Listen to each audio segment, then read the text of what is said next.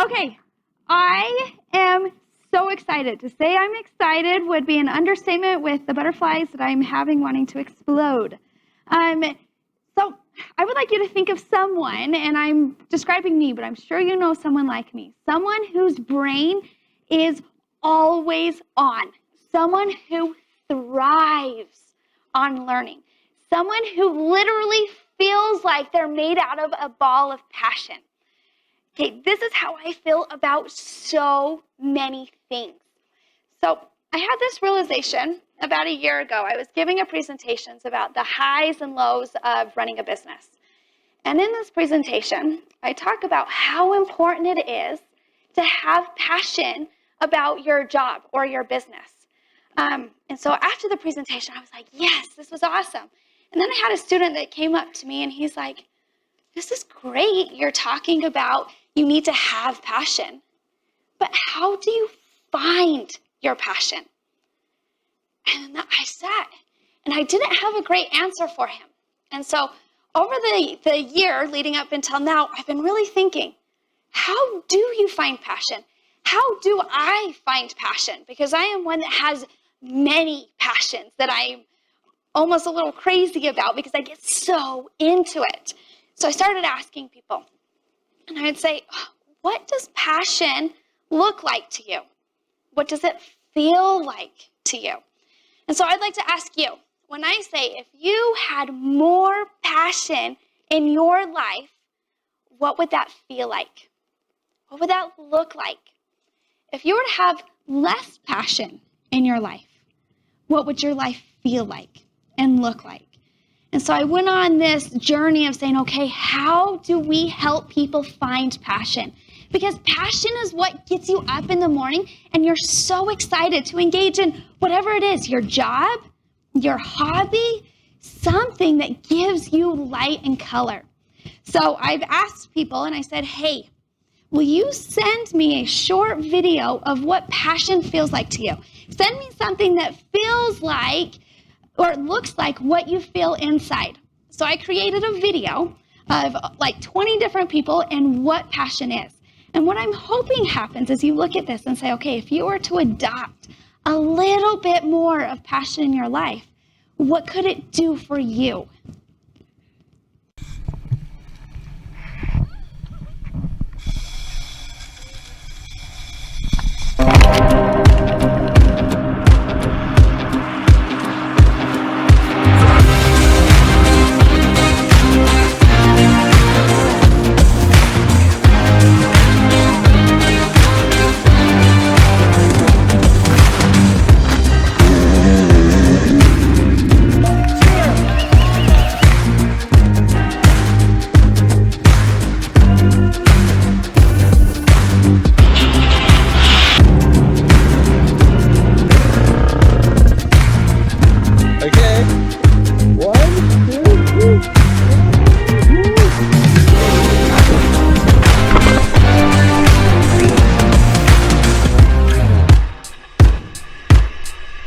Okay, so here is just a little glimpse, and these passions here, they're generally more hobby passions. There are some of occupation in there, but passion gives you so much energy in your day-to-day. So what I did is I said, okay, if we want people to find passion, how do we break this up into steps? So I have created a 5-step process so that you can find your passion. And I'm going to walk you through that. Here are all the steps, but we will go through each one. The first is starting off with curiosity. Okay, like absorb that word, curiosity. It's like curiosity is when you got that National Geographic magazine, or when I got that National Geographic magazine, and it's like you crack it open, and there's so many things in there that you just don't know, right? You're looking at it, and you are just curious. You're inspired. You're intrigued. Curiosity is the first step of finding your passion. And how you become curious, so you do this thing, and we learned this term called broadening your horizons. So when you have a horizon, it's generally as far as you can see, right? And so typically people have the same routine that they do every day. You go to work or school in the same way. You talk to the same group of people. you're reading similar articles or similar books. And so the chances that you're going to have this huge inspiration or be intensely curious about things is very low when you're in the same environment every day. So something for me, when I can get my broadening horizons jump started, is travel. Now during COVID, you have to go a little bit more domestic, but travel is so interesting because what it does is it breaks up how you think. The University of Pittsburgh did a study that says travel actually changes your brain and makes it to where you can have more connections. It gets it to where you are able to notice things in a different way. So when you go somewhere different, and this could be even Utah different, right? When you go to another town and you start talking to people about their story, it's getting outside of your realm. So you're able to think of things that are beyond your horizon. When you're trying new foods, when you're reading new books, this is the way that you're going to start to be curious, is getting out of your routine. So when you are doing this, you start from wherever you can. It doesn't have to be international. It doesn't even have to be out of the state. But start from where you are and be deliberate about exploring. So when you are exploring, when you are exploring, I have this thing called a curiosity notebook, okay? And I am like obsessed with notes and lists everywhere. And so what I do is I keep a list. So if I have a question about something, I write it on this list. If there's a profession that I really am interested in, I write it on this list. And then there's also a part at the bottom. So I have two young girls. I've got a 5-year-old and a 2-year-old who are just eager to learn. And so I have a whole list just on the things that I want to expose them to so that they're curious. So you have to be intentional when you're curious. So you've broadened your horizons, right? And you're making a list while you're broadening your horizons. And then from here is you choose something. And then you go on to the next part of the process. So the next part, so you started at curiosity, and now you're going to the growth mindset. So the growth mindset was coined by Carol Dweck. And what this is when you have the growth mindset, you say, I can do this. So if you're picking something off of your curiosity list, you probably haven't done it before. And so if you have a fixed mindset, you're saying, I haven't done this before, I can't do it. Or I haven't done this before, I'm too old to learn this. Or I haven't done this before and I don't think I'm the best, so I'm not going to start. But when you are trying to find your passion, the growth mindset is imperative. Because if you go in and you say, I don't know this, but I will. I am going to have fun learning this. And you actually make yourself excited about it. So you're curious, you have the growth mindset, and now you go into the expertise. And this doesn't mean that you're an expert of everything. This means that you're switching from the research point of view into the doing. So I'll use an analogy of snowboarding. So I can watch YouTube videos all day long about snowboarding, right? I can read articles on what boots to buy, on what board to get. I can read books on how snow works and even how it feels. I can, talk to other people and say, how do you move your body when you're going down the slopes?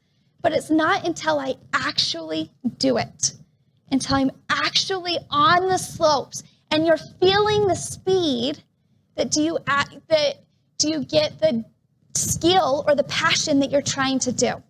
Many times we get stuck in the fun part, which is the research, right? We get stuck in and we're wanting to know more and more, but the doing is scary. But the doing, once you start going, is amazing. But there is a part when you're starting to do your passion.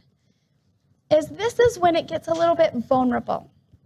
So when you're fully embracing it and you're saying, I'm really trying, and you start seeing everybody around you, and you're noticing how good they are at something with your passion, it makes you second guess. And so this is where you've got to remind yourself and go back to the growth mindset and say, I can do this. A way to help with this is if you innovate this passion or this skill and you do something else with it. So if you think of Pablo Picasso, he did amazing classical art. I mean, his painting skills were top-notch, but he felt like he wanted something more, something different. And so he created a whole movement. He was still an artist, and he was still passionate about it, but he innovated it, and he did it in a way that fulfilled him. So when you've been curious, when you've had the growth mindset, and now when you're doing, don't be afraid to innovate and to experiment. This next part is a roadblock. So the roadblock is a tricky one. And this is where it comes back to our theme, unity and diversity. And no matter what age you are, what occupation you're in, what country you live in, whatever it is, we are all unified in that we hit roadblocks. We as a culture are really great at sharing when our passion is going right. We're really great at sharing and posting and talking about when we're feeling confident or when we feel like we're excelling. But what we're not great at is showing when we're hitting roadblocks. And so what this does is it makes it to when you hit a roadblock with your passion, you feel like it's you and you feel isolated in that. And this part is when your passion is most likely to die. So a survey was done, and it asked, I'm trying to remember the number, but it asked a group of people, and out of those people, 13% said that they were in a career that they were passionate about. And 92% said that they hadn't completed the goals that they had set. Okay, they hit the roadblock. And they let their passion die here. And it's easy. So after you're curious and you've been learning and you're trying, you will no doubt hit something hard because it means that you're really investing yourself.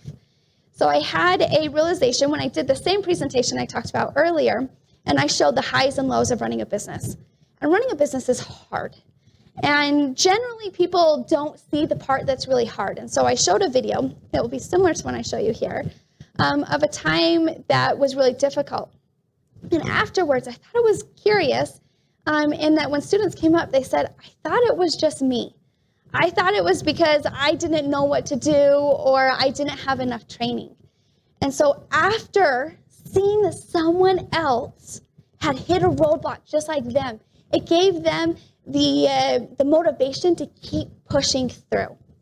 So I'm going to show you this video of a time that I hit my biggest roadblock. So I work in a multi-generational family business, and at this time was a point that I could have let my passion die so easily.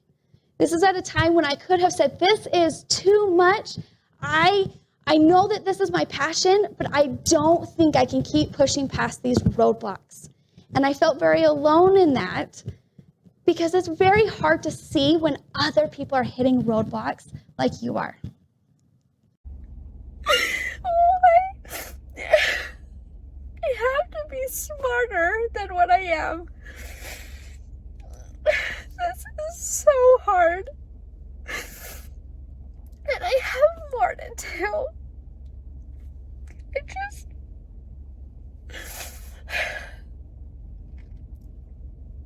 I don't know if I can do this over and over.